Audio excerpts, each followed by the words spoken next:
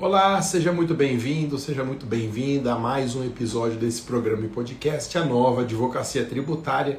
Meu nome é professor Alexandre Mazzi e aqui nós discutimos informações, oportunidades, teses, assuntos que digam respeito ao direito tributário nessa nova era pós-reforma tributária. E hoje eu vou falar mais uma vez sobre o regime jurídico do IBS e da CBS. Então é a parte 3 em que nós abordamos os dois mais importantes novos tributos criados pela Lei Complementar 214 de 2025. Lembrando que todos esses conteúdos, eles são partes integrantes e simplificadas do meu curso completo da reforma tributária. É um curso que aborda a parte constitucional da emenda 132 e a Lei Complementar 214. Tem uma carga horária de 8 horas aula. A parte da emenda já está 100% disponível. A parte da lei complementar eu vou disponibilizando semanalmente. Já tem 60% liberados ali para acesso. Eu liberei a aula 5 na última semana. Então está liberada a aula 5 da parte da lei complementar. E essa live de hoje é resumo da aula de número 4. Você encontra o caminho para fazer a matrícula nesse curso completo da reforma tributária na descrição desse vídeo ou no link que está na minha bio do Instagram, perfil @professor Mazza. Hoje eu vou destacar alguns outros temas pontuais que dizem respeito a IBS e a CBS. Em primeiro lugar, há uma normativa nos artigos 234 e seguintes da Lei Complementar 214 sobre planos de saúde.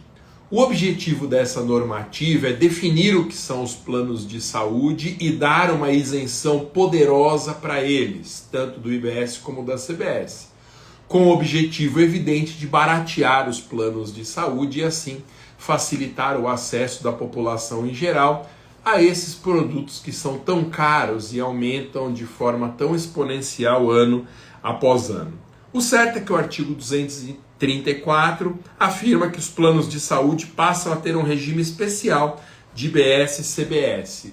Entenda por regime especial um regime mais favorecido, um regime desonerado, incluindo seguradoras de saúde, administradoras de benefícios, cooperativas operadoras de planos de saúde, cooperativas de seguro-saúde e demais operadoras de planos de assistência à saúde. De fato, para quem milita nessa área dos planos de saúde, há uma diferença técnica entre esses diferentes operadores, mas nós vamos considerar aqui genericamente como planos de saúde. A base de cálculo do IBS e da CBS sobre planos de saúde é a receita dos serviços, incluindo prêmios e contraprestações, inclusive por corresponsabilidade assumida, e receitas financeiras no período de apuração. Dessa base de cálculo do IBS e da CBS sobre planos de saúde, devem ser deduzidas indenizações correspondentes a eventos ocorridos efetivamente pagas, valores referentes a cancelamentos e restituições de prêmio, valores pagos por serviços de intermediação de planos de saúde e taxa de administração paga às administradoras de benefícios. Muito bem. Qual é o tamanho da isenção que a reforma tributária traz aos planos de saúde e que podemos esperar se essa isenção for totalmente repassada aos consumidores finais? Isso implicará no mesmo percentual de redução do valor pago nos planos de saúde. É o que diz o artigo 237. As alíquotas do IBS e da CBS no regime específico de planos de assistência à saúde são nacionalmente uniformes e correspondem às alíquotas de referência reduzidas em 60%. Então há uma isenção de 60% prevista para os planos de saúde no IBS e na CBS, o que nós podemos esperar que reflita no mesmo percentual como uma redução no valor que hoje é pago nos planos de saúde. É uma redução muito importante, mas ela exige uma fiscalização, porque os planos precisam repassar a integralidade dessa isenção ao consumidor final. Em vez de absorver isso como uma forma de aumentar a margem de lucro. Isso costuma acontecer com frequência. A lei prevê um benefício para determinado setor.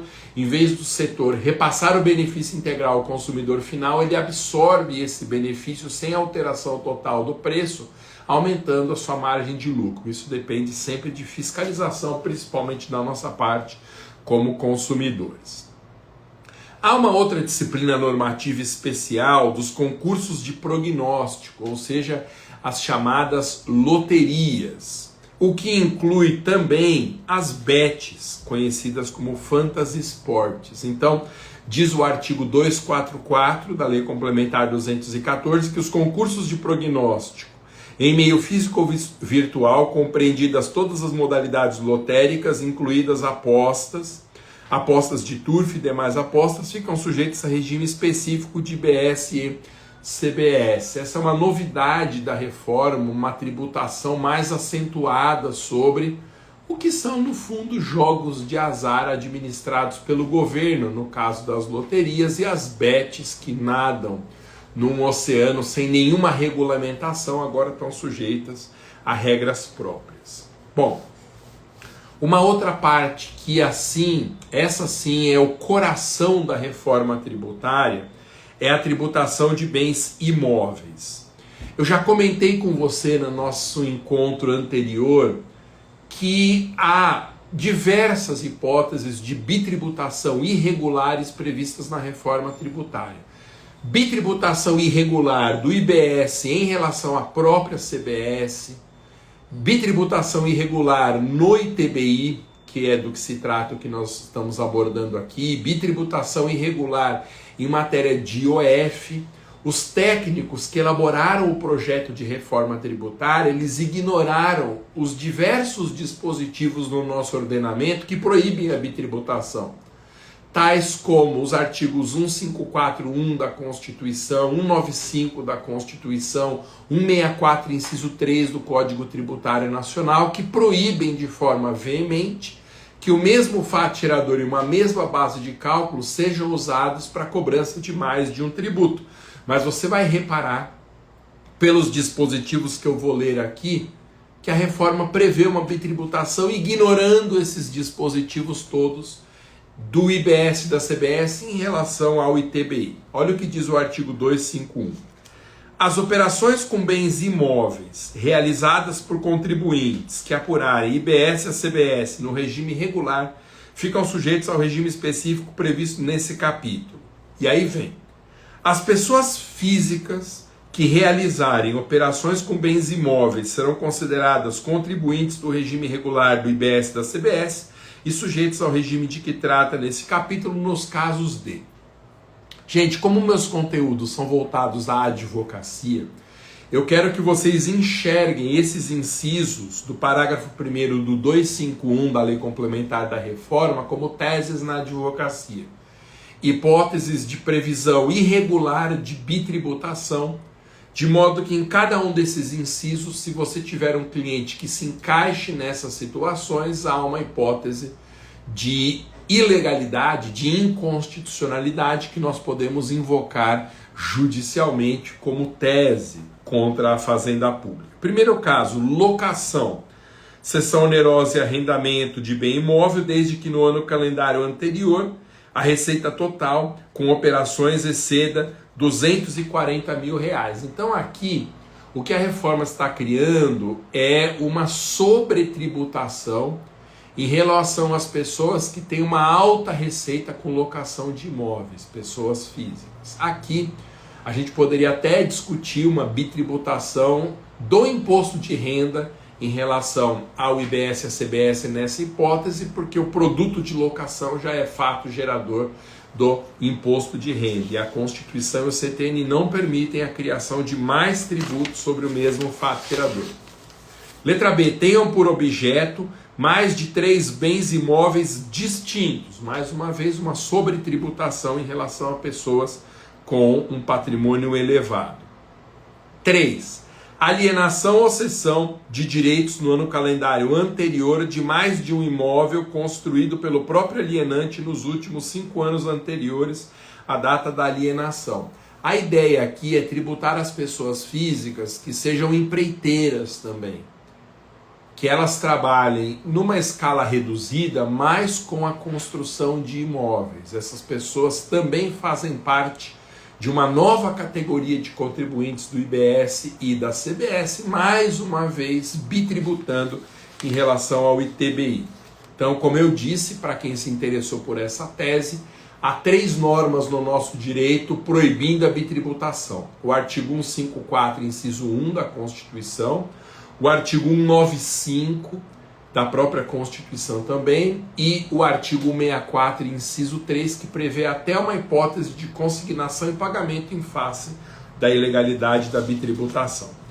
Outros 2 temas que eu menciono de passagem aqui: existem regras na reforma tributária sobre a fiscalização e o lançamento de ofício do IBS e da CBS, seguindo o modelo do ICMS e DSS, os modelos atuais desses 2 tributos. O IBS e a CBS vão ser lançados por homologação, ou seja, o contribuinte vai ter que constatar a ocorrência do fato gerador, calcular o valor tributo e realizar o pagamento antecipado.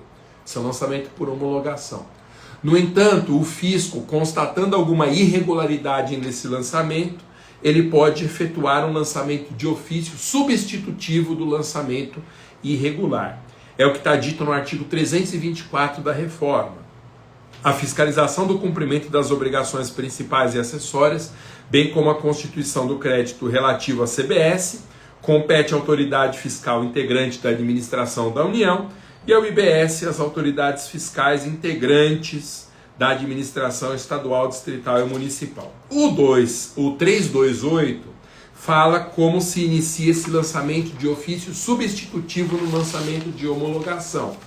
Ele se inicia basicamente pela ciência, pelo sujeito passivo, seu representante ou preposto, do primeiro ato de ofício praticado por autoridade fiscal integrante da administração tributária da União, Estados, Distrito Federal e municípios, tendentes à apuração de obrigação tributária ou infração. Finalmente, encerro esse nosso bate-papo, que nunca pode passar de 15 minutos, né, gente? Porque ninguém acompanha vídeos na internet por mais de 15 minutos. É o regime especial de fiscalização, previsto no artigo 339 da Lei Complementar 214. Esse regime especial, ele estabelece para situações bem determinadas ferramentas mais enérgicas em favor do fisco para a cobrança de seus tributos. Então diz, sem prejuízo de outras medidas previstas na legislação, a Receita Federal e as administrações estaduais, distritais e municipais poderão determinar um regime especial de fiscalização, que nós vamos conhecê-lo como REF, para cumprimento de obrigações tributárias. Mas como que funcionará esse REF?